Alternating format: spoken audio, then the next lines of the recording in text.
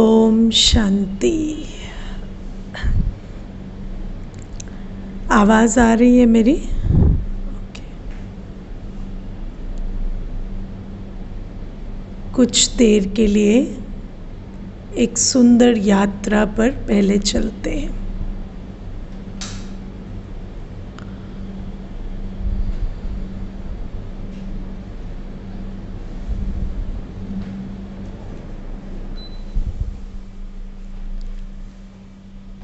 अपने शरीर को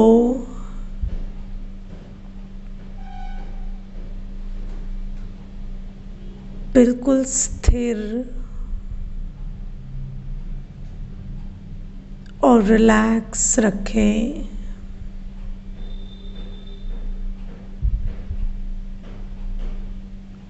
जो भी काम आप कर रहे हैं उसको कुछ देर के लिए छोड़ दें।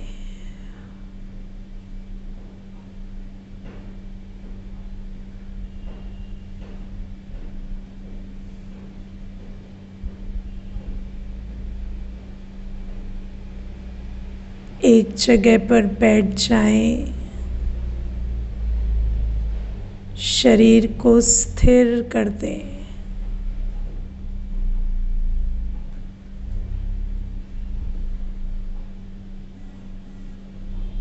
बिल्कुल रिलैक्स और स्थिर।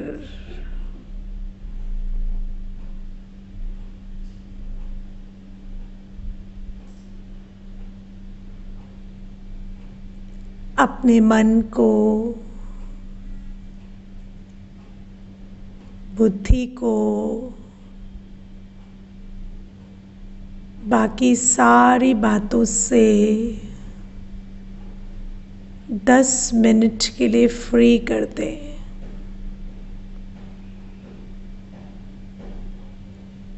और अपने बारे में विचार करें,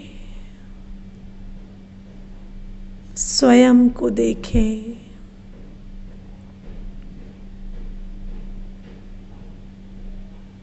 मैं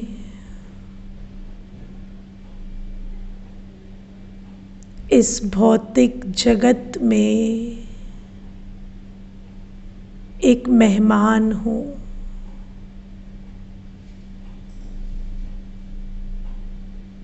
एक पवित्र दिव्य सितारा।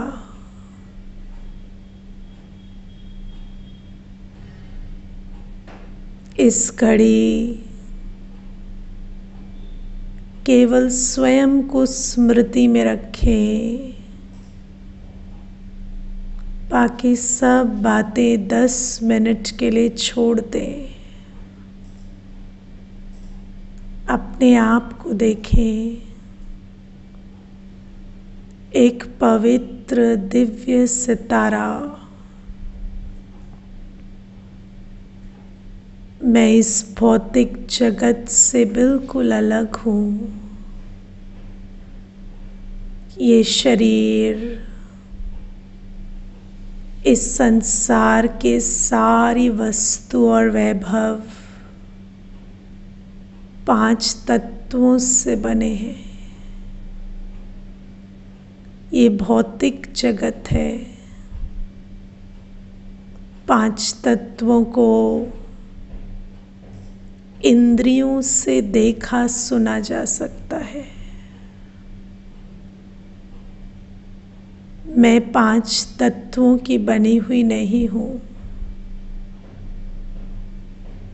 मैं पार भौतिक चेतन सत्ता आत्मा हूँ।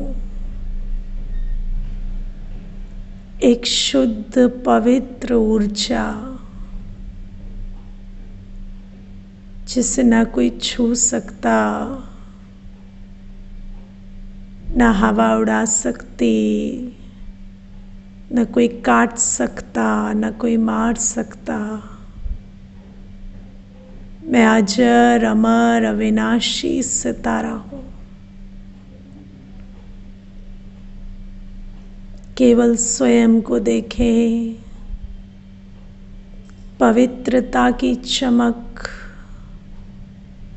दिव्यता की चमक से भरपूर एक सुंदर सितारा। ये दुनिया एक रंगमंच है। मैं इस घड़ी इस पर एक एक्टर हूँ। मैं यहाँ की नहीं हूँ। ये भौतिक जगत मेरी दुनिया से बिल्कुल अलग है। मैं शांति धाम की रहवासी हूँ।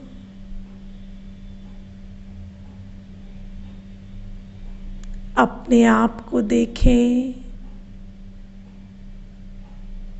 चारों तरफ सुंदर लाल प्रकाश से के भीतर एक सुंदर सितारा। मेरी दुनिया ब्रह्मलोक है। मेरा घर शांति धाम है। आवाज से परे, वाणी से परे, चारों तरफ केवल शांति है। मैं याद करती हूँ अपने उस घर को। देखिए, बुद्धि बल से मैं एक सुंदर सितारा उस सुनहरे लाल प्रकाश तत्व के लोक में, जहाँ चारों तरफ सुनहरा लाल प्रकाश है और उसके बीचों बीच मैं शांत, पवित्र, सुंदर, चमकती आत्मा। मेरे चारों तरफ केवल शांति ही शांति है। ये शांति देश है। यहाँ कोई शोर नहीं, एक विचार का भी शोर नहीं। ये शांति बहुत मीठी है, बहुत सुखदाई है। ऐसा लगता जैसे मेरे जन्मों जन्मों की थकान मिट रही हो। मुझ आत्मा को विश्राम का अनुभव हो रहा है। मैं इस घर में, अपने इस परम धाम में विश्राम की अवस्था में स्थित हो जाती हूँ। मेरे घर की शांति मेरे सारे बोझ, कष्ट, पीड़ाएं और थकान हरती जा रही है। इन शांति के प्रकंपनों के बीच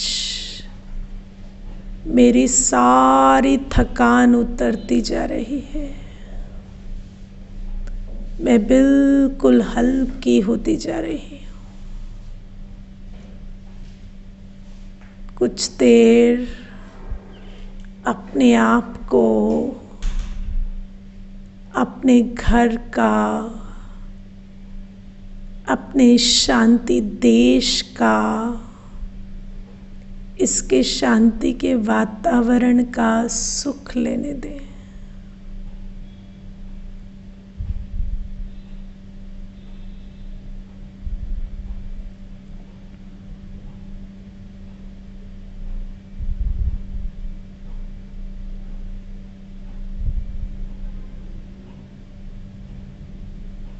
अब धीरे धीरे इस दुनिया की स्मृति में आए, इस रंगमंच की स्मृति में।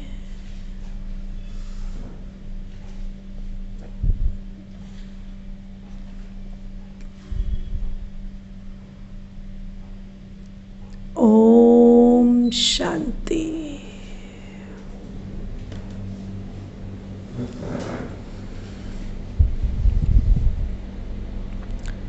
थोड़ा बहुत कर पाए आज, हाथ उठाना जो थोड़ा बहुत कर पाए। अच्छा, ओके। तो एक दिन कोई प्रश्न पूछ रहे थे कि हम आत्मा हैं और ये स्टेज है, तो फिर पॉपुलेशन कैसे बढ़ती जा रही है ना? तो हम आत्माओं का एक घर है जिसको शास्त्रों में अनेक नामों से जाना गया है। परम धाम, शांति धाम, ब्रह्मलोक, परलोक, निर्वाण धाम, मुक्ति धाम, ऐसे कई नामों से हम उस घर को जानते हैं। और वो जो घर है जिसका अभी अभी आपने अनुभव किया, कई बार ऐसा भी होता है कि कुछ आत्माएं आउट ऑफ बॉडी एक्सपीरियंस करती हैं, या नियर डेथ एक्सपीरियंस कहते हैं उससे, या आउट ऑफ बॉडी एक्सपीरियंस कहते हैं। तो आप में से कभी कभी किसी ने वो वृत्तांत सुना होगा। उसमें ऐसा होता है कि कोई आत्मा अगर शारीरिक रूप से बीमार है या उसका ऑपरेशन हो रहा है और वो ऑपरेशन टेबल पर अगर शरीर छोड़ देती है, माना क्लिनिकली डॉक्टर्स कहते हैं कि ये डेड है और कोई मूवमेंट नहीं है और क्लिनिकली डेड के पूरे साइंस होते हैं, फिर वो 4-5 घंटे के बाद ऐसा पता चलता है कि वो बैक टू लाइफ आ गए हैं या वो जीवित हो गए हैं, पुनर्जीवित हो गए हैं। फिर वो अपना अनुभव बताते हैं कि जब मैं इस शरीर से निकली तो मेरे चारों तरफ प्रकाश ही प्रकाश था और बहुत सुख चैन था, और वहाँ पर मुझे यहाँ की कोई याद नहीं आ रही थी और मुझे वहीं रहने का मन कर रहा था। पर फिर शायद मेरा समय पूरा नहीं हुआ था तो मुझे यहाँ भेज दिया गया। और ऐसी कई आत्माओं के जीवन में ये देखा जाता है कि उनकी जो जीवन को देखने का या जीने का नज़रिया है उस घटना के बाद बिल्कुल बदल जाता है। वो सबको यही बताने लगते हैं कि यहाँ पर जो भी कुछ है वो टेम्पररी है और उसके पीछे इतना विकर्म नहीं बनाओ, या इतना जो हम लोभ में, मोह में, अहंकार में रहकर दुख देते हैं, दुख लेते हैं, ये प्रक्रिया में नहीं जाओ, क्योंकि ये तो सिर्फ टेम्पररी स्टेज है और ये सेवा वो आत्माएं भी करती हैं। तो ये जो देखा गया है कई केसेस में, और फिर जो हम पहले भी सुनते आए कि दुनिया मुसाफिर खाना है या और आना है और जाना है, या वर्ल्ड एक स्टेज है, और हमने ये भी सुना है कि एक घर है। तो परमात्मा ने जो ये ज्ञान दिया उसमें उन्होंने ये घर का परिचय दिया कि वो घर ऐसा जैसे आकाश तत्व है नीला, ऐसे वो घर जो है वो प्रकाश तत्व का बना हुआ है, सुनहरे लाल प्रकाश का। मैं आपको आज एक वीडियो भेजूंगी जिसमें थोड़ा उस घर की छवि होगी, तो आप समझ पाएंगे कि किस तरह का वो घर है। और उस घर में हम आत्माएं सभी भाई भाई के रूप में रहती थी। वहाँ कोई छोटा बड़ा नहीं था, क्योंकि छोटा बड़ा तो धन, शरीर, ओहदे इनसे होता है। वहाँ तो न धन है, न शरीर है, न पोस्ट पोजीशन है, तो वहाँ कोई छोटा बड़ा नहीं होता। वहाँ हम सब भाई भाई की तरह रहते थे। और फिर जब हम यहाँ आते हैं तो यहाँ पर हम रोल लेते हैं, और वो रोल प्ले करते करते इतने खो जाते हैं कि हम अपनी वास्तविकता को भूल जाते हैं। और वो जो घर है उसके बारे में जो प्रश्न पूछा गया था कि पॉपुलेशन कैसे बढ़ती है, तो मैं आपको बताऊं 100 साल पहले इस दुनिया की आबादी सिर्फ 2 बिलियन थी अप्रॉक्सीमेटली, और अभी 8 बिलियन है। तो आत्मा तो अजर अमर अविनाशी है, और आत्मा कभी आधी या 1/4 नहीं होती या डबल नहीं होती। तो इसका मतलब ये सारी आत्माएं कहीं से आती हैं, इसीलिए कहते हैं आना है और जाना है। तो वो जो घर है वहाँ से हम आत्माएं आती हैं, और उस घर को आप सोल्स का बैंक की तरह समझ सकते हैं, आत्माओं का बैंक। और वहाँ पर हम सभी रहते हैं, और जिसका जिस समय यहाँ पर रोल होता है वो आत्मा यहाँ पर आती है। अब इसको आप और एक तरीके से समझ सकते हैं। आज आप देखिए, आप ये ज्ञान सुनते हैं और हम थके हुए हैं, या आत्मा को अब चैन की आस है या सुख की आस है, ये बात भी आपको ठीक लगती है। लेकिन आपके आसपास कई लोग जो हैं उनको ये ज्ञान की ज़रूरत नहीं महसूस होती, या उनको जब आप कहेंगे कि मैं अविनाशी आत्मा हूँ और मुझे शांत रहना है, तो कहेंगे नहीं नहीं, मेरा तेरा करना तो बहुत ज़रूरी है, अभी शांत रहने से कैसे चलेगा। तो ये ज्ञान जो है उनकी बुद्धि में नहीं जाता। आप इसको एक एग्ज़ाम्पल से समझें। मान लीजिए आप सुबह 4 बजे से उठे हुए हैं, राइट, और कोई आपके परिवार वाले जो हैं वो उठते हैं दिन में 2 बजे, कोई उठते हैं शाम को 6 बजे, अब रात को 8 बजे है ना, और आप सब बैठे हैं। तो जो 4 बजे से आप उठे हैं, आप कह रहे हैं जल्दी जल्दी काम ख़त्म करो, अब चलते हैं सोने, नींद आने लगी है। और जो 2 बजे उठे हैं वो कह रहे हैं तुम्हें तो कुछ ज़्यादा ही नींद आती है, ऐसी भी कोई थकान नहीं हो रही है। और जो 6 बजे उठे हैं वो कहता है अरे सोने की क्या बात कर रहे हो, अभी अभी तो उठे हैं और अभी तो बिल्कुल दिन भी नहीं चढ़ा है मेरा तो, और आप सोने की बात कर रहे हो। तो तीनों जो है एक ही घर में रहते हैं, लेकिन उन तीनों को एक ही टाइम पर अलग अलग फील हो रहा है। क्यों फील हो रहा है? क्योंकि वो तीनों अलग अलग टाइम पे उठे हैं। अब ऐसे ही इस दुनिया में जितनी भी आत्माएं हैं वो सब एक टाइम पर नीचे नहीं आई। तो कुछ आत्माएं बहुत जन्मों से यहाँ पर हैं। आप लोग कई बार बातों बातों में कहते हो ना, ये तो पुरानी आत्मा है। जैसे कोई बहुत ऊंची बात करे या विजडम की बात करे या ज्ञान की बात करे और शरीर छोटा है, तो आप कहते हो ये ओल्ड सोल है, या ये पुरानी आत्मा है, या ये ज्ञानी आत्मा है। तो ये जो कुछ आत्माएं बहुत पहले से यहाँ पर हैं, और पुनर्जन्म लेते लेते लेते उनको थकान भी ज़्यादा अनुभव होती है और उनको ज्ञान भी ज़्यादा समझ में आता है। और कुछ जो बाद में आए, जैसे कि मैंने आपको कहा कि कुछ तो 100 साल पहले 2 बिलियन थी, उससे 100 साल पहले 1 बिलियन पॉपुलेशन थी। तो 7 बिलियन आत्माओं को तो अभी सिर्फ 200 साल हुए हैं इस धरती पर। तो उनसे तो आप ये उम्मीद नहीं कर सकते कि वो थके होंगे। तो उनके अंदर बहुत एनर्जी है। उनको ऐसा लगता है कि दुनिया में तो अभी जीना है, अभी खाना है, पीना है, मौज करनी है, अभी कहाँ ये आध्यात्म की तरफ जाना है। और आपके अंदर आता है नहीं, अब तो बस भगवान मिले और अब हम शांत हो जाएं, बस यही एक आस है। तो ये जो हमारे अंदर की अलग अलग पुकार होती है, ये इसीलिए कि हम सब आत्माएं हैं अलग अलग, और हम सब अलग अलग समय पर स्टेज पर आते हैं। और ये जो स्टेज है, आज इसकी जो अवस्था है वो आज से कुछ सालों पहले भी नहीं थी। आज मैक्सिमम आत्माएं परमधाम से यहाँ पर आकर टिकी हुई हैं। और आपको ऐसा लगता है अभी वापस जाने का समय है? हाँ, आपको ऐसा लगता है कि हम जिस तरीके से चल रहे हैं ऐसे बहुत समय तक तो नहीं चलेगा।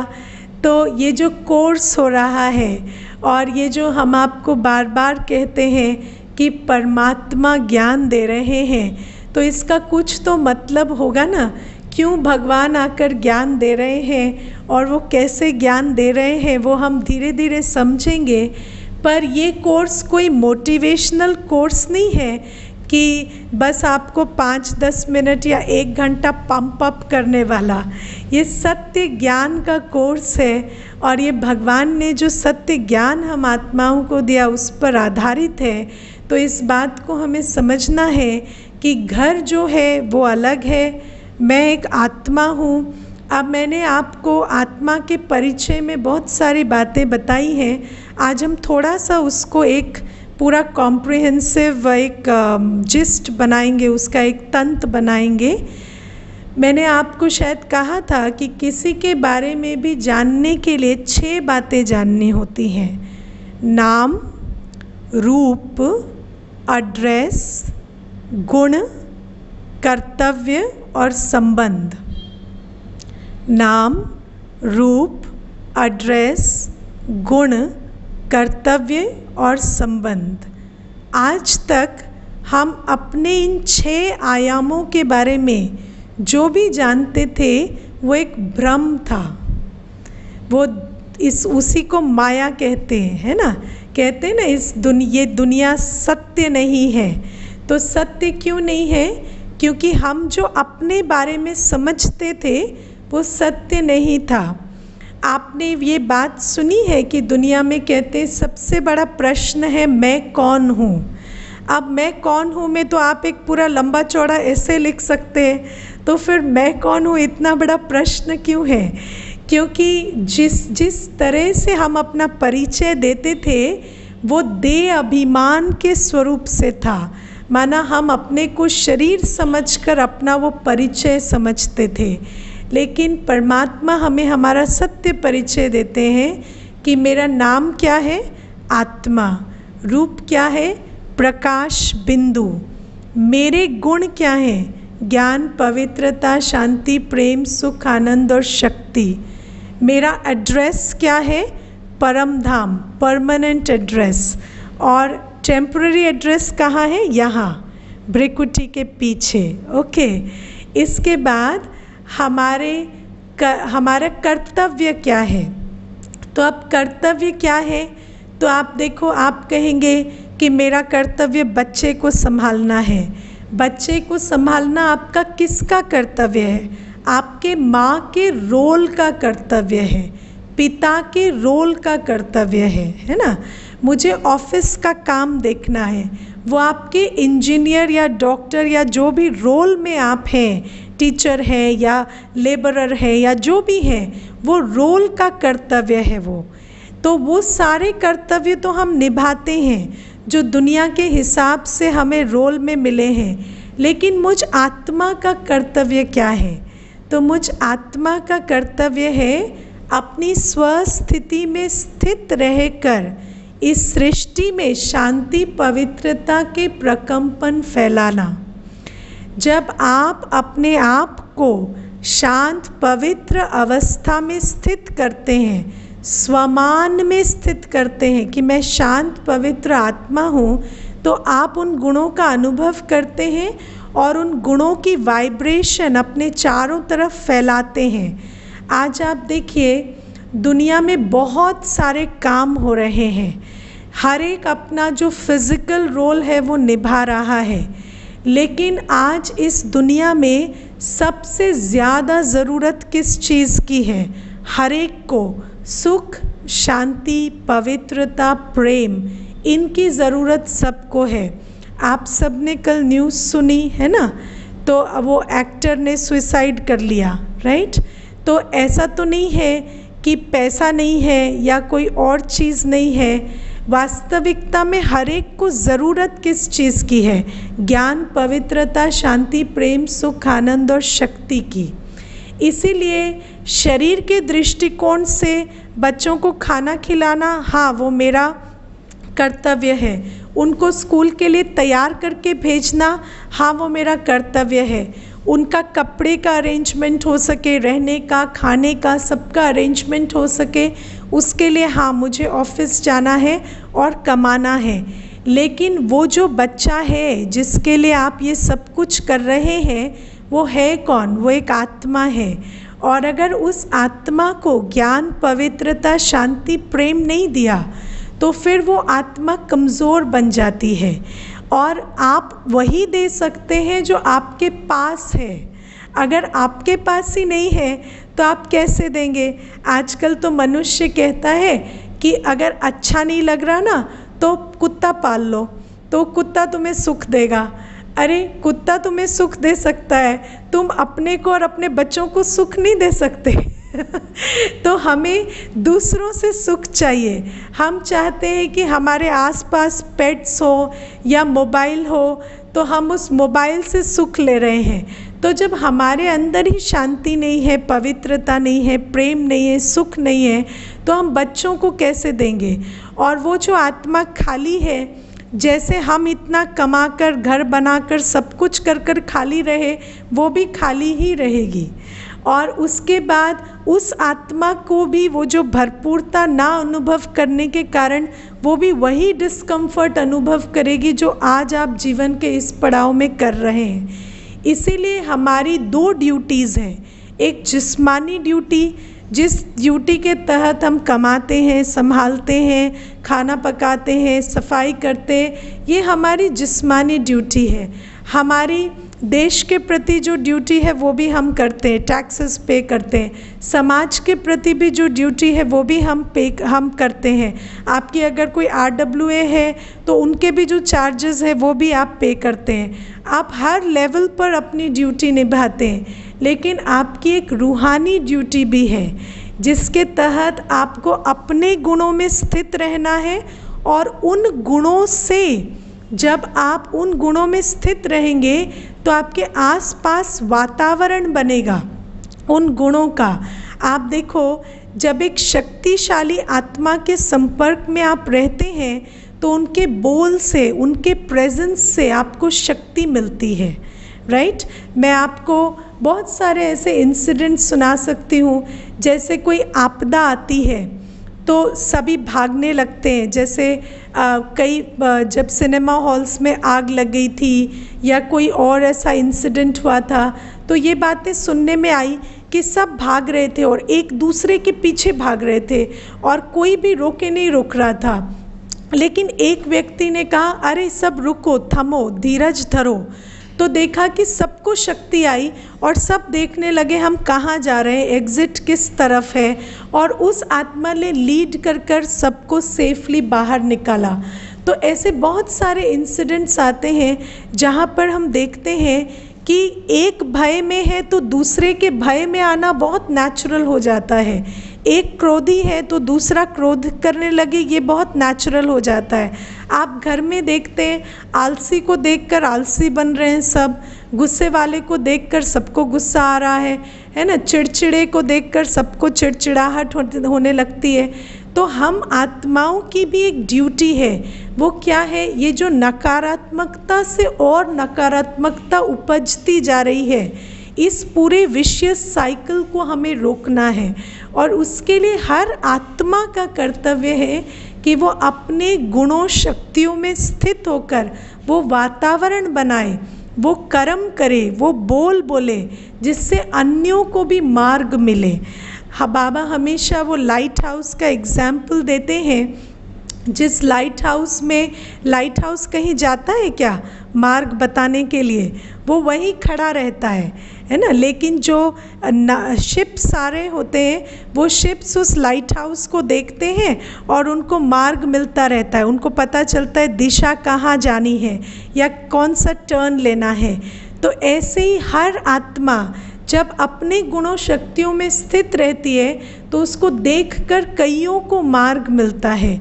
ये हमारा आत्मिक कर्तव्य है, ये हमारा रूहानी कर्तव्य है, ये हमारा स्पिरिचुअल ड्यूटी है जो हर आत्मा को निभानी है। तो हमारी 2 ड्यूटीज़ हैं, जिस्मानी और रूहानी। हमारे जैसे 2 परिचय, एक फिज़िकल परिचय, एक आत्मा का परिचय। ऐसे ही जो 6th बात है, नाम, रूप, एड्रेस, गुण और कर्तव्य, तो हमने समझा। अब जो लास्ट बात है, संबंध। तो हम दुनिया में ऐसा समझते हैं कि ये हमारे माताजी पिताजी हैं, ये छोटा है, ये बड़ा है, ये ऊंचा है, ये नीचा है, ये इसका पद बड़ा है, इसका पद छोटा है। ये सारे संबंधों में हम आते हैं, लेकिन हमारा रूहानी संबंध एक दूसरे के साथ क्या है? भाई भाई का, है ना। चाहे वो कोई भी है, सड़क पर चलता हुआ व्यक्ति है या आप ही के घर में जिसको आप अपना बच्चा कहते हैं, वो वास्तव में कौन है? आत्मा भाई है। अब आत्मा भाई क्यों कहते हैं? क्योंकि भाई जो है वो भाई का कल्याण नहीं कर सकता, क्योंकि दो भाई होंगे तो दोनों को पिता से ही सारी प्रॉपर्टी लेनी होती है। कोई भाई भाई को प्रॉपर्टी नहीं देता, लेकिन भाई भाई को आपस में प्यार और सम्मान देता है। इसीलिए कोई भी आज इतना ताकतवर नहीं है कि कोई किसी का भाग्य बदल सके। आप भले अपने को माता पिता कहें, लेकिन क्या आपके बच्चे का भाग्य आपके हाथ में है? नहीं है। हम किसी का भाग्य नहीं बदल सकते, हम किसी को कुछ एक्स्ट्रा नहीं दे सकते, लेकिन हर एक को अपने आसपास प्यार और सम्मान देने की ये ड्यूटी हमारी है। तो भाई भाई के नाते से हमें हर एक को क्या देना है? प्यार और सम्मान देना है, और जिस्मानी रोल के हिसाब से जो हमारी ड्यूटी रिस्पॉन्सिबिलिटी है वो निभानी है, राइट। तो अगर कोई जिस्मानी रोल के हिसाब से शरीर से छोटा है तो उसके लिए हम काम करके दें, उसको हम शक्ति भरें या उसको हम कमा कर स्कूल भेजें, वो अलग बात है। लेकिन आत्मिक दृष्टि से हमें हमेशा याद रहे कि ये छोटा नहीं है, ये भी आत्मा है, और हम दोनों ही प्रेम और सम्मान के अधिकारी हैं। तो जिस्मानी रूप से रोल रिस्पॉन्सिबिलिटी निभाते हुए जब हम ये आत्मिक दृष्टि और आत्मिक स्मृति रखते हैं कि हम एक ही घर से आए हुए भाई भाई हैं, तो हमारा जो अप्रोच है वो चेंज हो जाता है। क्योंकि शारीरिक रूप से तो आपका जो रोल है वो आपको निभाना है, लेकिन वो करते हुए जो एनर्जी है आपकी अंदर की, उसमें शिफ्ट आने लगता है। Got it. तो सब कुछ करते अपनी सत्य स्मृति में रहना है कि मैं कौन हूँ, कहाँ से आई हूँ, मेरा वास्तविक कर्तव्य क्या है, मेरे वास्तविक गुण क्या है, और इन दोनों को लड़ाना नहीं है। फिर हम कहेंगे मैं अगर आत्मा हूँ और भाई भाई हूँ तो मैं बच्चों के लिए टिफ़िन नहीं बनाऊँगी, है ना, बच्चा मेरे लिए टिफ़िन बनाए। ऐसा नहीं है। अभी आप जीव आत्मा है, you are a body plus a soul, है ना। तो आत्मा के हिसाब से आपको अपना अंदर की स्थिति तय करनी है, अपनी स्पिरिचुअल आइडेंटिटी से अंदर की स्थिति, और बाहर का कर्म आपकी फिजिकल आइडेंटिटी से, है ना। तो दुनिया के रूल दुनिया के हिसाब से, और मेरी अंदर की दुनिया के लिए आत्मिक रूल। समझ आई बात? हाँ, तो ये अब करना है। अब दूसरी बात है, जैसे अब हमें पता चल गया कि वो तो सारा रोल है जो हम निभाते हैं, तो जैसे ही आपकी रोल से छुट्टी हो गई, है ना, जैसे आपने जो आपका रोल है, जो आपका काम है वो कर दिया, तो उसके बाद आप क्या करो? आप स्व में स्थित हो जाओ। उसके बाद आप इधर उधर बुद्धि को मत लेकर जाओ, क्योंकि क्या होता है जब हम अपना परिचय नहीं जानते तो अच्छा, मैं आपको अगर एक पहेली दूं कि मान लीजिए एक व्यक्ति है जिसको 100 किलो का वज़न रोज़ उठाकर अपने पीठ पर चलना पड़ता है, ठीक है, और उसको कई किलोमीटर कई घंटे रोज़ चलकर जाना पड़ता है। लेकिन दिन में 2-3 ऐसे अवसर आते हैं आधे आधे घंटे के, जब वो बोझ को उतार सकता है। तो क्या वो उतारेगा उस बोझ को? हाँ, ठीक है। अब आप अपनी ज़िंदगी में देखिए क्या कर रहे हैं आप। जब आपको इतने सारे रोल, आप आत्मा तो शांत स्वरूप हैं, आपको ना यहाँ कुछ मिलना है ना देना है, आपको तो चले जाना है घर वापस। आपको ये सारे रोल का बोझ पूरे दिन उठाना होता है ना, ये सारे कर्तव्य करने होते हैं। फिर आपको थोड़ा सा जब आधा घंटा टाइम मिलता है, जब आपको कोई काम नहीं करना है, तो आप क्या करते हो? आप दूसरों की ज़िंदगियों में घुस जाते हो। उसकी लाइफ में क्या हुआ, फ़ोन उठाएंगे उसके बारे में पूछेंगे, तीसरे की ज़िंदगी में घुसेंगे, चौथा टीवी खोल के किसी इमेजिनरी वर्ल्ड में चले जाएंगे। तो वो जो सारा हम एक तरफ, तो ये ऑलरेडी इतना रोल का बोझ है। तो जब हमारे को फ्री टाइम मिलता है तब हम क्यों नहीं इस सारे बोझ को उतार कर हल्के हो जाते। जो अभी हमने मेडिटेशन किया, लास्ट में मैं फिर ये रिपीट करूँगी, तो मेडिटेशन में जैसे हम बिल्कुल हल्के होकर यहाँ से 10 मिनट छुट्टी लेकर हम परमधाम में जाकर बैठ गए, अगर आप ऐसे दिन में कई बार करें तो आपको पूरे दिन में थकान होगी? बताइए, कभी भी नहीं होगी, क्योंकि आप रिलैक्स एंड रिचार्ज बीच बीच में करते रह रहे हैं। आपको लगता है कि आप 10 मिनट दुनिया के बारे में सोचना छोड़ देंगे तो दुनिया वैसी की वैसी रहेगी? हाँ, पता चला दुनिया में बहुत बड़ी हलचल आ गई क्योंकि मैंने उसके बारे में 10 मिनट सोचना छोड़ दिया, है ना। हमें कुछ ऐसा ही भ्रम हो गया है कि अगर हम दुनिया के बारे में 10 मिनट नहीं सोचेंगे तो दुनिया में कोई बड़ी प्रलय आ जाएगी, लेकिन ऐसा कुछ नहीं होगा। आप अगर 10 मिनट सोचना छोड़ देंगे ना तो कुछ कल्याण ही होगा। क्योंकि मैं आपको एक छोटी सी बात पूछती हूँ, आप जितने भी लोगों के बारे में और परिस्थितियों के बारे में सोचते हैं, आपको सचमुच ऐसा लगता है कि आप उसमें कोई सकारात्मक कंट्रीब्यूशन कर रहे हैं? हाँ पूरे दिन क्या करते हैं, इसमें ये कमी है, उसमें वो कमी है, वो ऐसा करता तो ऐसा होता, वो ऐसा होता तो वैसा होता। अगर आप इस तरह का चिंतन चला रहे हैं तो उस व्यक्ति का जो गुण है उसको आप नहीं देख रहे हैं, उसके अवगुण को देख रहे हैं। उस परिस्थिति में जो अच्छाई है उसको नहीं देख रहे हैं, उसकी बुराई को देख रहे हैं। और कहते हैं जैसी दृष्टि वैसी सृष्टि। जब हम किसी चीज़ को उस रूप से देख रहे हैं तो उसको वैसा बना रहे हैं। तो हम जो दिन भर अपने आप को बहुत रिस्पॉन्सिबल समझकर ये जो पूरा काम करते हैं, इससे वास्तव में कोई फ़ायदा तो नहीं हो रहा, पर नुकसान बहुत बहुत हो रहा है। इसीलिए अपने काम से काम रखें प्लीज़। जब आपका काम ख़त्म हो जाए तो आप अपनी बुद्धि को यहाँ से डिटैच कर कर अपनी स्वस्थिति में बैठकर यहाँ शांति पवित्रता की वाइब्रेशन का संचार करें। ये हमारी ड्यूटी है। और अगर हर आत्मा अपना काम करने लगे तो ये दुनिया बहुत जल्दी बहुत बेहतर अवस्था में चली जाएगी। मुझे ना कई बार लोग कहते हैं लॉ ऑफ अट्रैक्शन है। आप लोगों ने सुना है ना लॉ ऑफ अट्रैक्शन, कि आप अभी अगर कल्पना करेंगे कि कल ये अच्छा होने वाला है तो वो हो जाएगा। तो मुझे कई बार कहते हैं कि ये लॉ ऑफ अट्रैक्शन काम करता है। तो मैं उनको पूछती हूँ कि अगर लॉ ऑफ अट्रैक्शन से आज कुछ सोचने से कल ठीक हो सकता है, तो इसका मतलब ये है कि जो आप आज जीवन में जो भी कुछ आपके साथ घटित हो रहा है वो भी तो आपके ही सोच से क्रिएट हो रहा होगा, है ना। और अगर आज के सोचने से कल बनता है तो माना कल जो सोचा है वही तो आज हो रहा है ना। तो इसका मतलब कि हमारे जीवन में जितनी भी समस्याएं हैं उसका कारण क्या है, हमारा सोचना।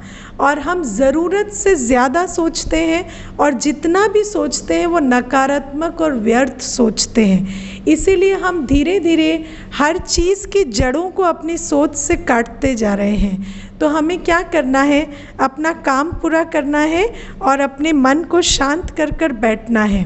हमें ना पास्ट का चिंतन करना है, ना फ्यूचर का, ना दूसरे का। इन तीनों पर हमारा कोई कंट्रोल नहीं है। और हम उनको कितना भी सोचें, हम सिर्फ उसको नेगेटिव एनर्जी देकर अपना वर्तमान खराब कर सकते हैं, उनको नहीं बदल सकते।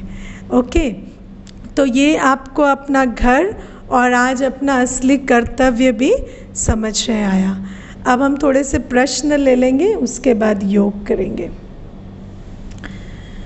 तो प्रश्न है, दीदी बचपन से जब भी प्रे करते आ रहे हैं हमेशा यही बोला है कि सभी आत्मा को शांति देना भगवान जी, जो इस दुनिया में नहीं है। अपने आप को आत्मा बोलना अजीब लगता है, योग करते हुए कंसंट्रेशन नहीं बन पाती है ना। तो हमें लगता है जो चले गए वो आत्मा है और हम जो है हम आत्मा नहीं हैं। अब सबसे बड़ी बात है, इसीलिए तो ये बोलना पड़ा कि वो जो चले गए उनको शांति दो, क्योंकि वो अपने को शरीर समझ समझ के इतना अशांत होकर गए हैं कि अब उनको शांति देनी पड़ेगी। अगर आप शरीर में ही रहते, अपने को आत्मा समझ लेते और शांत रहते, तो आपको किसी से शांति का दान मांगना नहीं पड़ेगा बाद में, क्योंकि अंतमते सो गति। अगर हम जीवन शांति से बिताते हैं तो हम शरीर छोड़ने के बाद भी शांत ही रहेंगे। समझ आया? तो ये ट्रेनिंग अपने आप को दीजिए कि मैं शरीर में स्थित एक आत्मा हूँ। मैं कौन हूँ, किस लिए हूँ, क्यों हूँ, ये बात तो समझा दी ना कि हमारा पर्पस क्या है, हमारा कर्तव्य क्या है। मैं कौन हूँ, आत्मा हूँ और क्यों हूँ, क्योंकि मुझे ये ज्ञान मिल रहा है और मुझे अब अपनी वाइब्रेशन को पावरफुल रखकर इस सृष्टि की वाइब्रेशन को बदलना है। अच्छा, भगवान ने ये दुनिया क्यों बनाई, इतना दुख सुख का मेला क्यों लगाया? आप वो जो आप जो दुनिया में प्लांट्स उगाते हैं या पेड़ उगाते हैं, क्यों उगाते हैं? उन बीजों को ऐसे ही पड़े क्यों नहीं रहने दे देते? बीज है ना प्रकृति में, तो आप उनको लाकर पेड़ क्यों उगाते हैं? या प्रकृति में सिद्धांत क्यों है कि बीज पेड़ बने और फल बने और वृक्ष बने? क्यों बने? रहने दो उनको, बीज को बीज ही रहने दो। लेकिन जब तक बीज फलीभूत नहीं होगा तब तक उसका कोई अस्तित्व नहीं है। ऐसे ही हम आत्मा के अंदर जो है, जो भी हमारे अंदर कर्म करने की क्षमता है या गुण में रहने की क्षमता है, उसके लिए हमें एक शरीर चाहिए। आप समझ लीजिए कि हम जब शरीर के बाहर होते हैं तो हमारे अंदर मन बुद्धि को चलाकर कुछ क्रिएट करने की ताकत नहीं होती। तो इस दुनिया में हमारे को भेजा गया ताकि हम अपने गुणों शक्तियों को जो अंदर हैं उसको एक्सप्रेस करके एक्सपीरियंस कर सके, है ना। देखिए, हमारे जीवन में एक बहुत बड़ी जो भूल हुई वो क्या हुई, हम जब इस धरा पर आए तो उसका नियम क्या था, हमारे अंदर जो है हम उसके आधार से सोचें, बोलें और कर्म करें और उसका अनुभव करें, है ना। जब आप अच्छा सोचते हैं तो आपको अच्छा लगता है, जब आप अच्छा बोलते हैं अच्छा लगता है, जब आप अच्छा कर्म करते हैं तो आपको अच्छा लगता है। लेकिन हमने कहीं पर ये भ्रम पाल लिया कि हम इस दुनिया में आ गए और हमने बहुत बड़ा एहसान कर दिया। अब प्रकृति के पांचों तत्वों, भगवान और आसपास की सभी आत्माओं को हमारा वो एहसान चुकाना चाहिए। हम बैठे रहेंगे और वो हमारे लिए सब कुछ करें, वो हमारे लिए अच्छा सोचे, वो हमारे लिए अच्छा बोले, वो हमें सब कुछ कर कर दे और हमें सुख अनुभव होगा। इसी भ्रांति के कारण हमने अपनी सोचने, बोलने और करने की क्षमता को धीरे धीरे छोड़ दिया और इसीलिए आज हमारी वो क्षमता जो है वो बहुत वीक हो गई। जैसे कल मैंने आपको कहा कि किसी ने पूछा था ना कि कोई बार बार कहता है कि आप किसी लायक नहीं हो, तो मुझे दुख होता है। सबसे बड़ी बात है, वो आपको कह सकते हैं कि आप किसी लायक नहीं हो और आप ये इंतज़ार करते रहते हैं कि कब वो दिन आएगा जब उनके मुख से निकलेगा कि आप बहुत लायक हो। उस इंतज़ार की बजाय हम अपने को क्यों नहीं कह सकते कि मैं बहुत लायक हूँ? कह सकते हैं ना। तो सोचने, बोलने और कर्म करने की शक्ति आत्मा को मिली हुई थी, लेकिन उसने क्या किया, वो तीनों चीज़ें छोड़ दी और अब वो क्या करते, वेट करते रहते हैं। कोई मुझे अच्छा बोलेगा, कोई मेरे लिए कुछ अच्छा करेगा, कोई मेरे बारे में अच्छा सोचेगा। हम जाते हैं साधुओं, ऋषियों, गुरुओं को कहते हैं कि मुझे आशीर्वाद दो।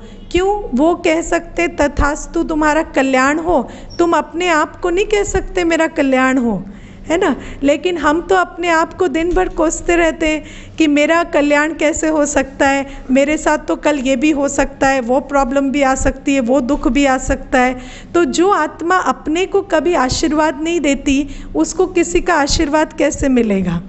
तो ये जो क्षमता थी हर आत्मा के अंदर अपने प्रति और पूरे संसार के प्रति शुभ भावना, शुभ कामना से सोचने की, बोलने की और कर्म करने की, वो आत्मा ने तज दी।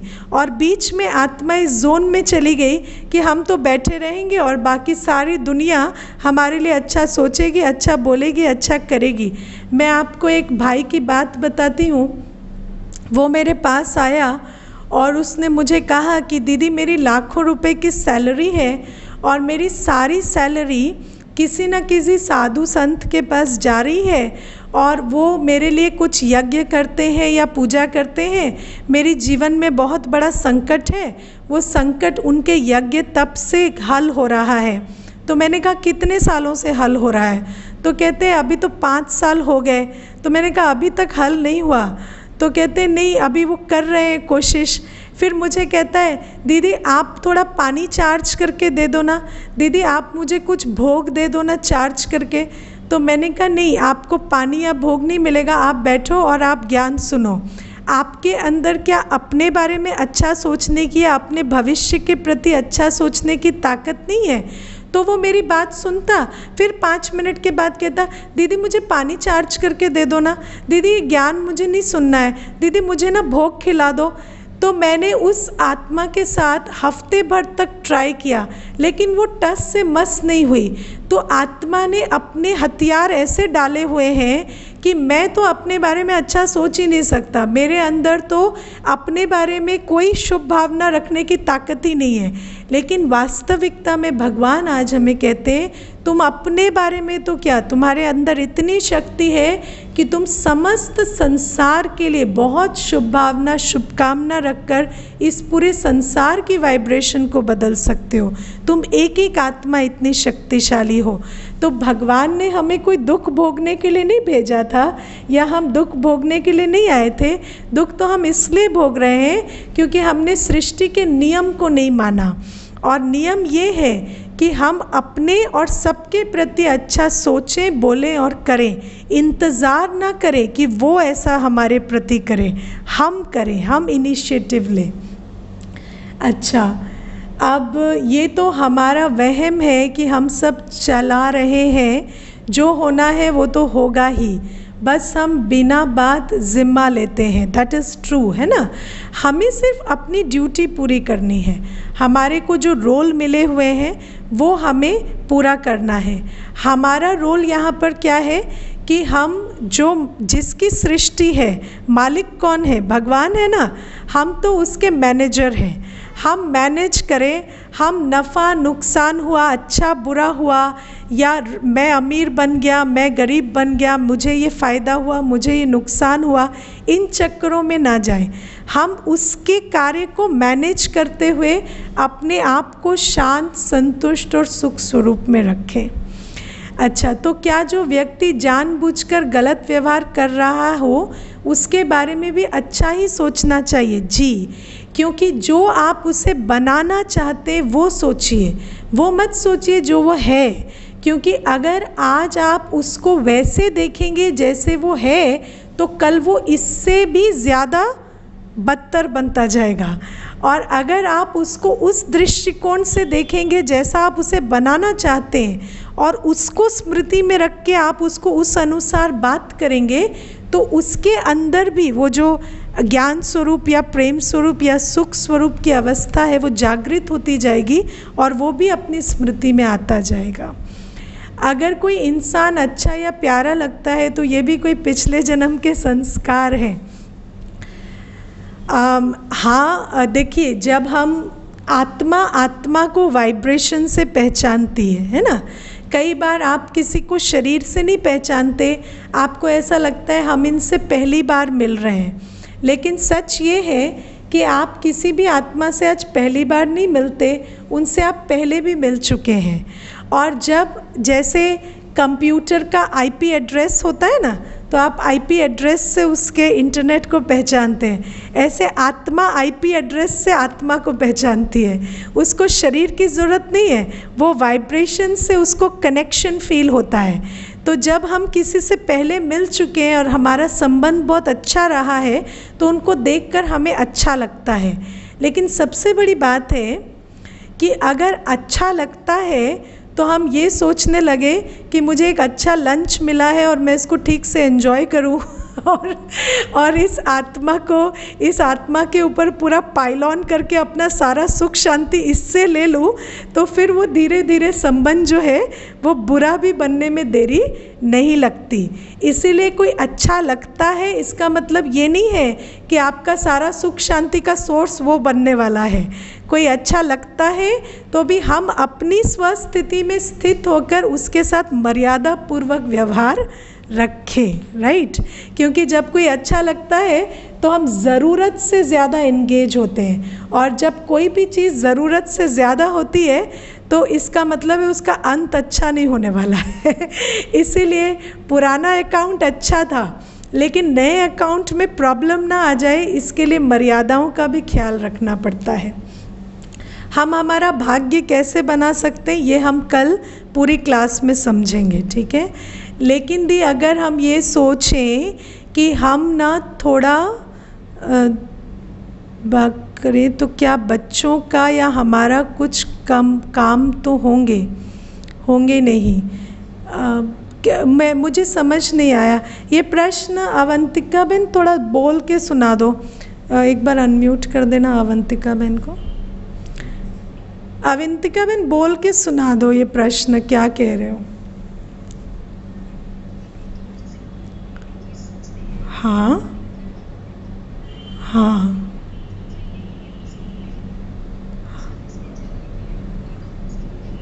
हाँ हाँ हाँ हाँ हाँ। नहीं तो ज़रिया बनना, जैसे अवंतिका बहन पूछ रहे हैं कि अगर हम सिर्फ समझे कि हम ज़रिया हैं, लेकिन कहीं पर हमें किसी काम को करने के लिए एफ़र्ट डालना है, तो क्या हम एफ़र्ट ना डालें। आपने अच्छे मैनेजर देखे, वो मालिक का सारा काम करते हैं। तो ज़रिया बनना मतलब ये नहीं होता है कि आप एफ़र्ट कम डालें। ज़रिया बनना मतलब ये होता है कि आप सारा एफ़र्ट डालते हुए हल्के रहें, है ना, बुद्धि से हल्के रहें। मैं आपको एक कहानी सुनाती हूँ ये ज़रिया बनने के बारे में, तो आपको शायद थोड़ी क्लैरिटी हो। एक बार एक राजा थे, तो राजा को बहुत स्ट्रेस हो रहा था क्योंकि इतना बड़ा राज्य संभालना पड़ता था। तो वो एकदम स्ट्रेस्ड और पैनिक्ड होते जा रहे थे। तो उनके गुरुजी आए, तो गुरुजी को उन्होंने अपनी समस्या बताई। तो गुरुजी ने कहा चलो मैं तुम्हें तुम्हारे स्ट्रेस का समाधान तो दे दूंगा, लेकिन उसके बदले तुम मुझे क्या दोगे। तो राजा ने कहा जो आप चाहें। तो उसने कहा ठीक है, तो ये तो बहुत बड़ी समस्या है ना जिसका तुम समाधान चाह रहे हो, तो इसके बदले तुम अपना पूरा राज्य मुझे दे दो। तो अब राजा ने उसको प्रॉमिस कर दिया था, तो फिर उनको कहा कि ठीक है, अगर आपकी यही इच्छा है कि पूरा राज्य आपको दे दिया जाए तो ठीक है, राज्य आज से आपका हुआ।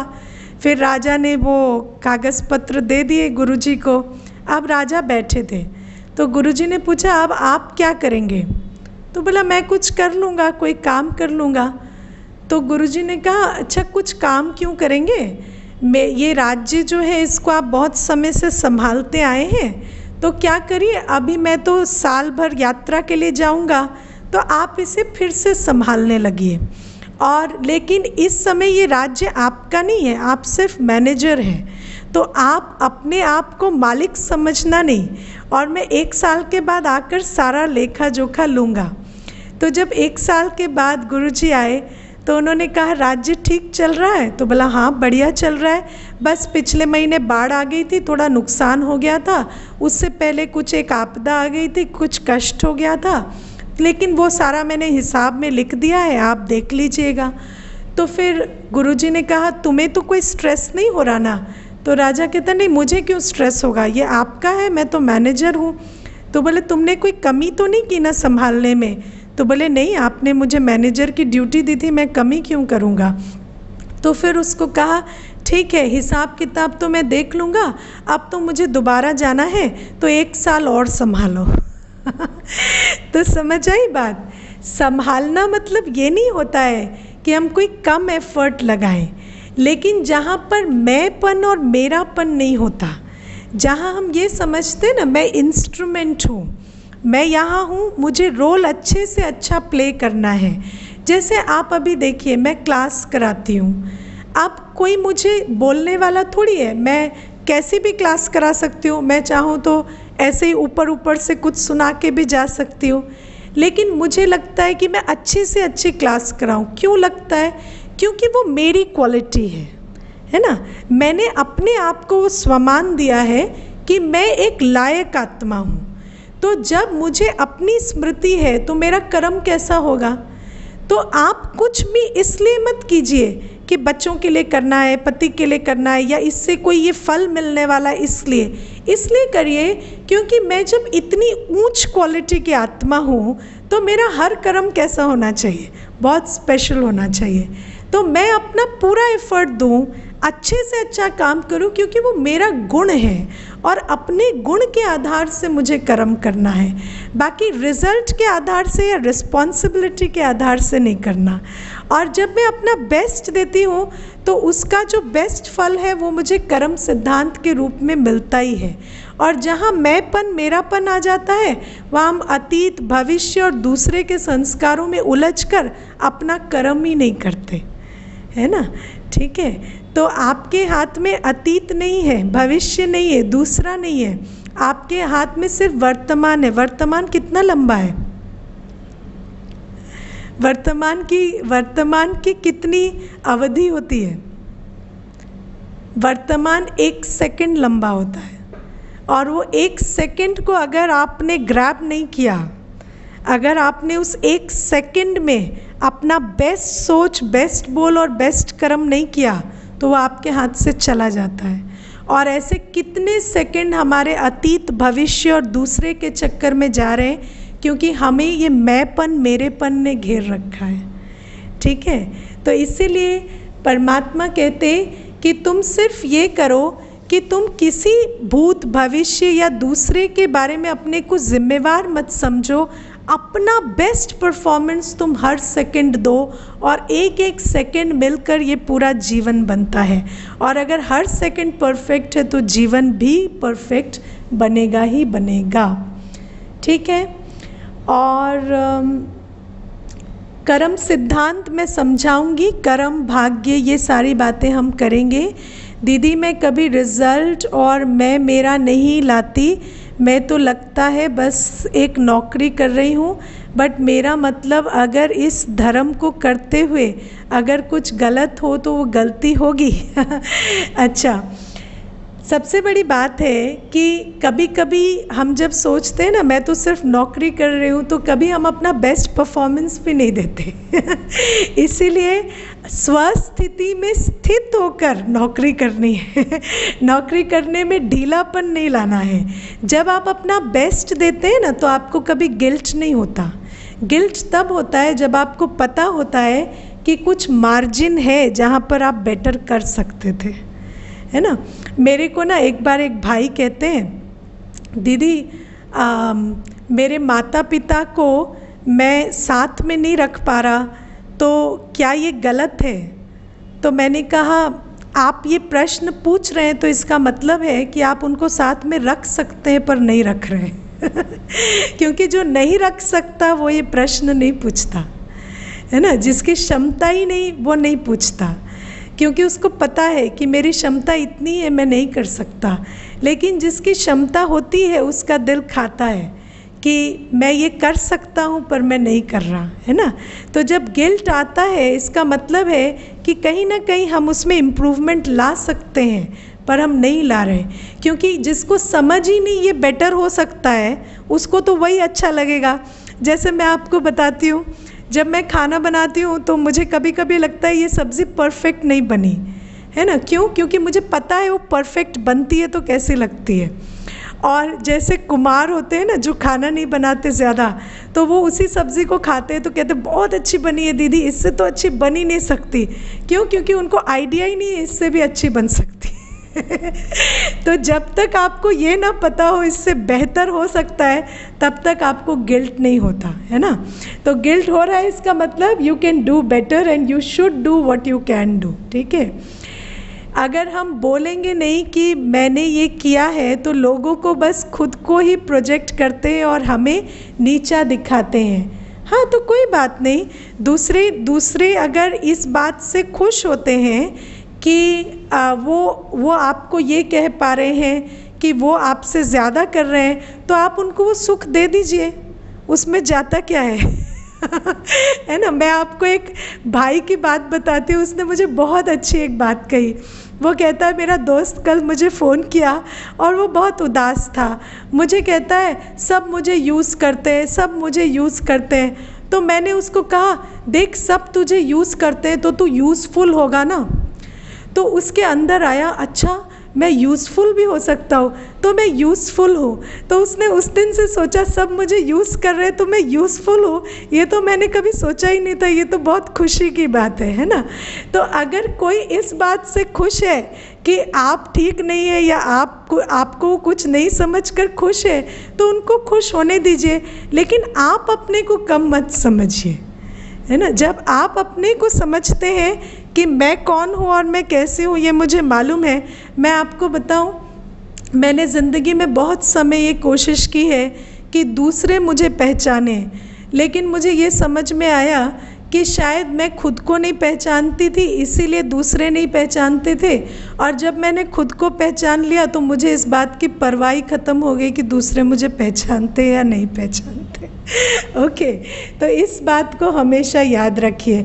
अभी आप देख ही तो रहे हैं वो इतना उस केस में भी बात आती है ना, वो एक्टर के सुसाइड में सब कहते हैं ये रिस्पॉन्सिबल है, वो रिस्पॉन्सिबल है।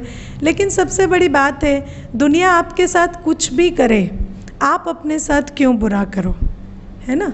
आपको अपने पे फेथ रखना है।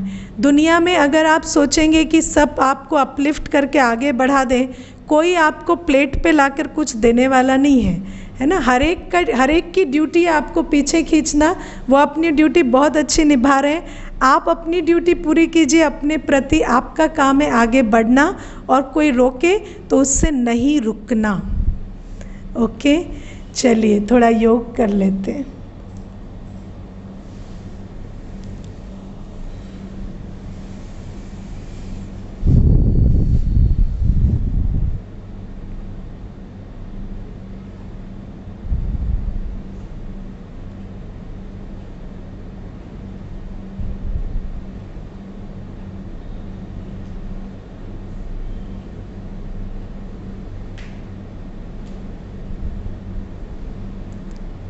अपने आप को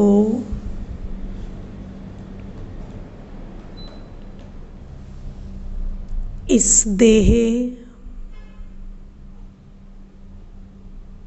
और 5 तत्वों से न्यारी आत्मा अनुभव करें।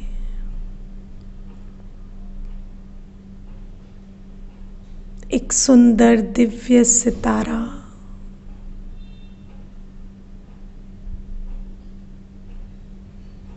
मैं बहुत विशेष आत्मा हूँ।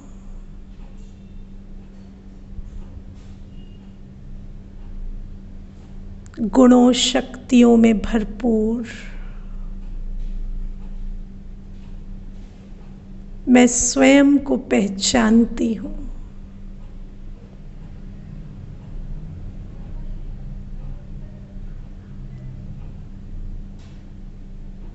मुझे अपना परिचय मिला है।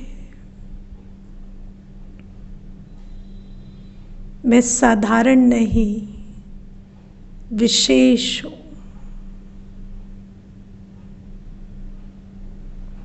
मुझे परमात्मा ने इस सृष्टि परिवर्तन के कार्य में नियुक्त किया है।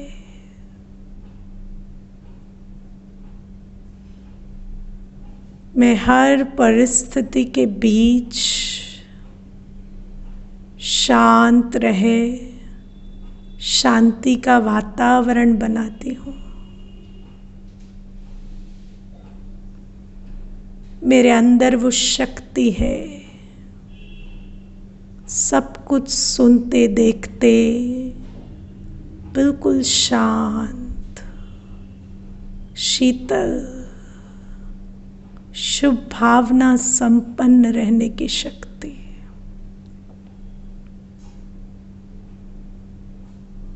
पूरे दिन, हर सेकंड कर्म करते, लोगों से मिलते जुलते,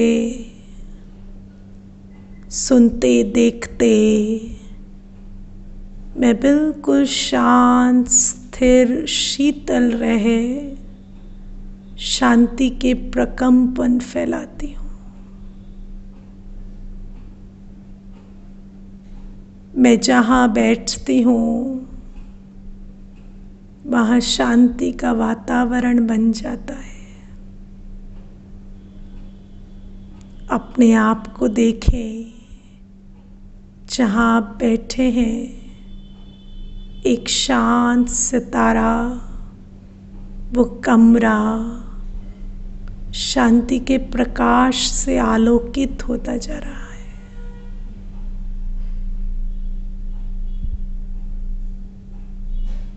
मैं शांत स्वरूप आत्मा शांति का वातावरण निर्माण करती हूँ।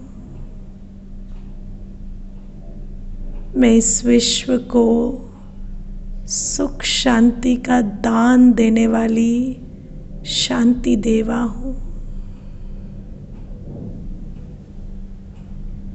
कुछ देर इस अनुभव में स्थित हो जाएं।